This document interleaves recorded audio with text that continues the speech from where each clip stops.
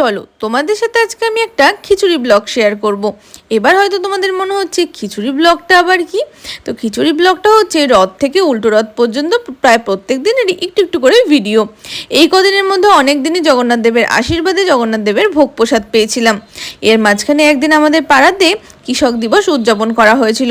বিকাল থেকে অনেক রকমের অনুষ্ঠান হয়েছে, আর এদিকে ছিল খাওয়া দাওয়ার সুব্যবস্থা, যেখানে গিয়ে আমরা এখানে খেয়েছিলাম ফুচকা, অরুণের আইসক্রিমও ছিল যেটা আর খাওয়া হয়নি, খেয়েছিলাম একটুখানি ঘুগনি। তারপরে হাঁটতে হাঁটতে চলে গেছিলাম মেলাতে। মেলায় গিয়ে মনাদার দোকান থেকে অধিকার বসিয়ে নিয়ে নিয়েছিলাম একটুখানি নিমকি। দেখো আমি কিন্তু সবাইকে দিয়ে খাই, একা একা কিন্তু আমি কখনো খাই না। যাই হোক, তারপরে পরের দিন গেছিলাম আবার মনাদার দোকানে কিছু ভিডিও শ্যুট করার জন্য।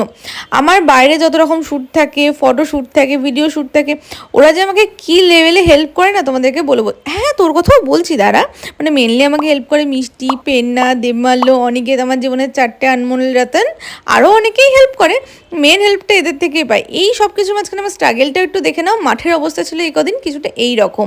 তার মাঝখানে 200 গ্রাম জিলিপি কিনে একটা ফ্রিজ জিলিপি খেয়ে মন তো হয়ে গেছিলো ভীষণই খুশি। আর এর মাঝখানে আমি অর্ডার দিয়ে দিয়েছিলাম ব্লিঙ্কিট থেকে চার্জার, কারণ লাস্ট একদিন ধরে আমার ফোনটা চার্জ হচ্ছে না, কারণ চার্জারটার আমার ভীষণই খারাপ অবস্থা। তো এদিকে চার্জার চলে এসেছে, আর আমি আজকে বেলুন পেয়ে তো আরও খুশি হয়ে গেছিলাম। তার মধ্যে কিউট পাড়া বেলুনটা। দেখা হচ্ছে তোমাদের সাথে নেক্সট ভিডিওতে। টাটা, জয় বজরংবলী।